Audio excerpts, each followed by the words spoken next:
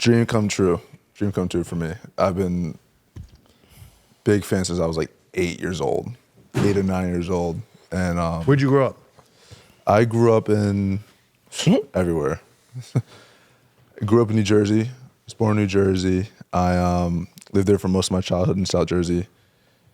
Went to Virginia for a couple of years. My dad was coaching in Virginia. Went to suburbs of Chicago for high school, and then family relocated back east when I went to college. And yeah, we're back in Jersey.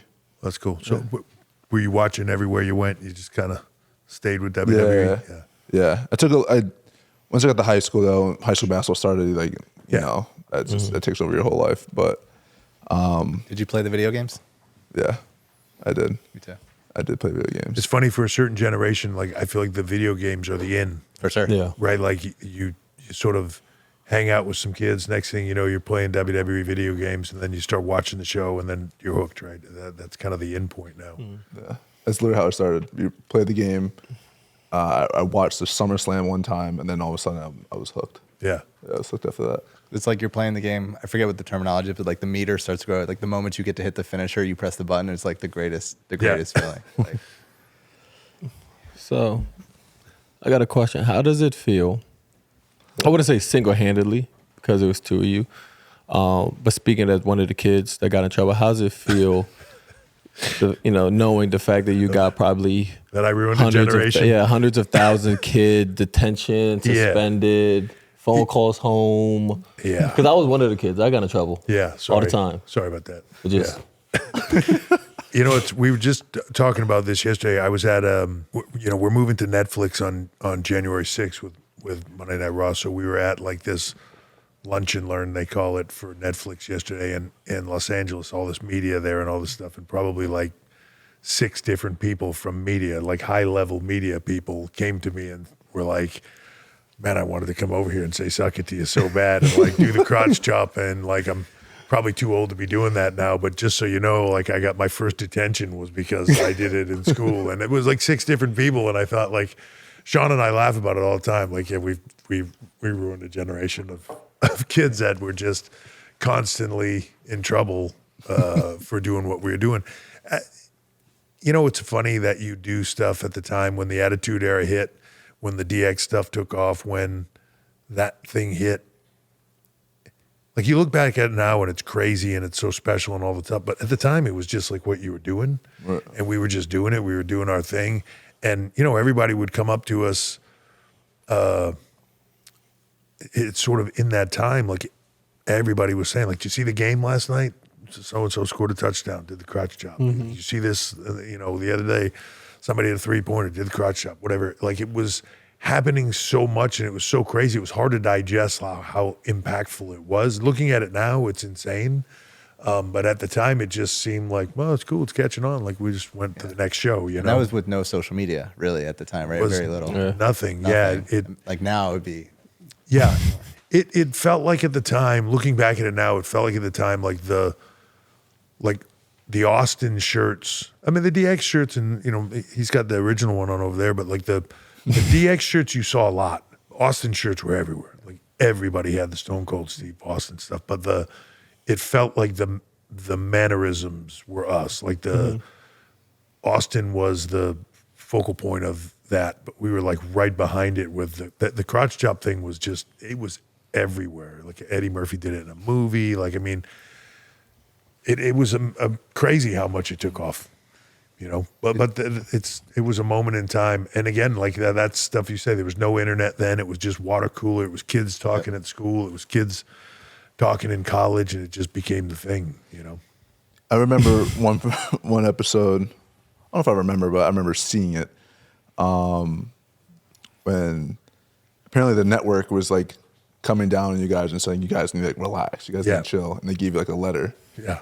And you guys brought it on TV and read the letter. That was legit. Yeah. So when we very first started doing it, the DX stuff, there was a lot of stuff we would do every week on TV, and Vince would be pissed. Like, we'd come back and he would be not thrilled. Like, what are you guys doing? Like, you can't be doing that, right? All right, we'll stop. Next week we do it again. And it sort of got to a place where he was like, God damn, I'm telling you guys, stop.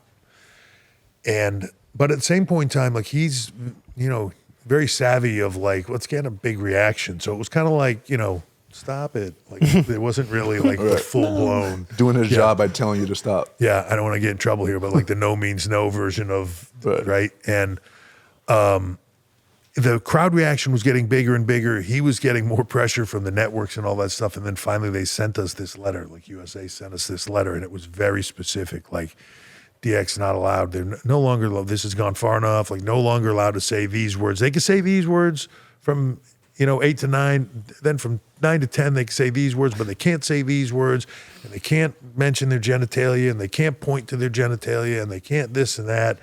And they gave us the letter. Like Vince was like, well, now you've done it. And he like gave us the letter. And he like left. And then a little bit later he came back in. He's like, so what are we going to do here? And we were like, can we use this? Make a skit out of it and like make fun of this? Because it's silly. It's like when you read it, it was like almost laughable. Like they're telling us, like there's just like this list of swears that we can not say, and like this list of words that you are okay. And it was just so silly. So we did it. And the big thing in that moment was the Clinton-Lewinsky deal. And it was everywhere. Like it was on everything that you watched on media. So like, how do we want to do it? Let's do a presidential address, and we'll do it like we're at the White House, and we'll, we'll do the whole thing. Cause he had just done the press conference where he had said, I did not sleep with that young intern or whatever. And, so we did it, and it blew up, and they literally called like the next day and were like, all right, fair play. Ratings are up. Congratulations. You know what I mean? And that was kind of last we heard about it. They stopped getting on us about it. They stopped criticizing stuff. They stopped telling us what we could and couldn't do. It was like the breaking point where we were either going to tip them over to the other side or we were just going to get thrown off TV. Because that was at a point where Vince was saying like, guys, I'm going to have to fire you. Like, if you keep doing it, like, I'm going to have to fire you. And we were just like, all right, well, it's getting a reaction, so I don't think you're going to, That's crazy. That is crazy. I know you guys are about to start a new media rights deal, and obviously you probably spent a lot of time working on that. Now, obviously, the brand is it's so authentic. It's so important that it remains true. Do you feel like you're at the point now where those conversations are past, or are networks still trying to, like, say, this will fly, this won't fly? Like, how have those conversations been? I think the world has slightly changed, and like there's sort of parameters, whether it's movies or, TV, there's certain things that they're just very specific now. Look, at the time when we started pushing that envelope for the Attitude Era, the world was different, right? Like, I don't know if you remember a show back then, like Hill Street Blues, I think is the name of the show. And there was like a cop on there. I still remember it. This guy, Dennis Franz, played a cop on there. And there was a scene where like, he got up and he walked across the room and he was naked from the waist down, like he had no pants on. They showed his ass or whatever. And this was on like a regular TV show at like 8 p.m. And the world exploded about how ridiculous this was. It was the same time that we were like mooning everybody and like doing all the stuff, right? It was cutting edge, but like it's where the world, everything was doing it, right? So we were cutting edge. Then shows like that started doing it. The Maury Povich shows and Jerry Springer, like everything was getting to a place, like it was still, the whole like, is this the baby's dad kind of thing where it was scandalous was new, right? It was all shock TV. It was Howard Stern, but on TV. It was shock jock television. So it was there. The world is different now. Like the rules are pretty straightforward. Like, this is what you can do, this is what you can't do. You know what you can do, you know what you can't do. Yeah, I remember I did a movie a few years ago and they were like, the director came to me at one point and he was like, it was like week one. He was like, look, it's a PG movie. It means we get to say the F-bomb one time in the movie. That's the rule, one time.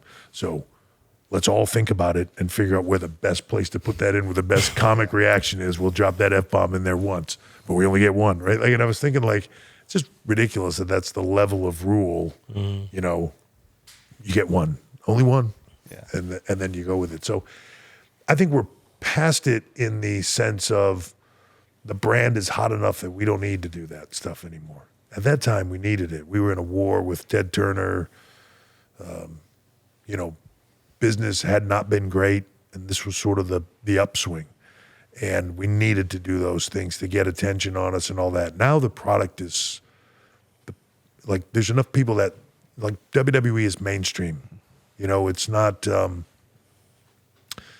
I don't feel like there's any stigma to if you're a kid and you say, like, I'm a huge WWE fan, where your friend's like, really?